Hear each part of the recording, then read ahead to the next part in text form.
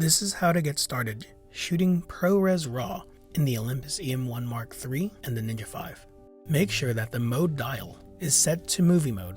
Go to the menu, go to the movie settings, and scroll down to HDMI output. In output mode, select RAW mode. Go to the Ninja V. If it's already connected, it will show RAW is detected and change it accordingly. If it doesn't, go to record settings in the top menu and change the codec to ProRes RAW. I prefer to keep my compression to regular RAW instead of HQ. Just hit confirm and it'll restart with ProRes RAW active. The rest of this video is just a short test of what I've experienced with ProRes RAW on the EM1 III. The colors seem to be much more accurate than in camera and using external recording to regular ProRes.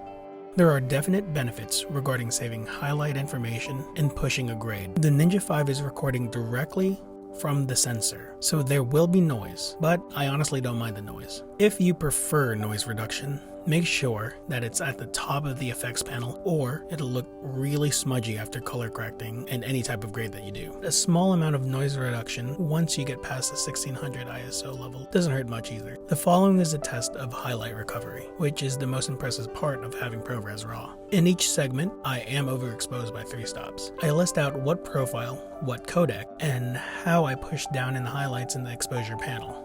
You'll also see that there's zero benefit between recording internally and externally when using other codecs. The only benefit would be for smooth editing in your NLE. There's also a weird crop that I found recording in RAW. However, it's much more color accurate. To change the ISO in post is very easy. Go to the info inspector, then go to the settings, and there you'll find a way to change the ISO. You can also apply one of the built-in LUTs from different manufacturers. You can't, however, change the color temperature, making this feel a little less raw. I didn't actually realize that Apple has a list of cameras that can change these settings until I saw DP Review talk about it. There's really only a few cameras that have this ability. Luckily, there's enough color information to change the white balance without the footage breaking apart. The best way I found is using FilmKit's manual white balance plugin. To get the plugin, simply go to filmkit.net, go to the store, scroll down, and download the plugin. Once the plugin is installed, go to the effects browser, drag it to your footage, and adjust the white balance in the video inspector.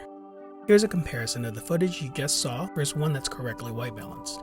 Another aspect of the shooting RAW that I found interesting is when using the Viltrox EF M2 version 2. You can't autofocus at all. Normally, you can autofocus before hitting the record button. I do that if I really want to quickly catch focus. The screen on the EM1, 2, and 3 aren't the best, so I rely on doing that a lot. Using native lenses, however, enables all autofocus features of the camera, including using the screen to choose the focus points. A big negative about shooting in ProRes RAW with the EM1 III is not being able to use the back screen or EVF to monitor. There's also a weird audio thing I found. If your recording rate is set to 24-bit, no audio will register, but setting to 16-bit fixes that problem. My fiance and I shot a micro short film to play with ProRes RAW a bit. I wasn't sure how to film with it yet, so we just shot off the cuff to see what we'd come up with. If you'd like to see that, then stay tuned. Have a great holiday.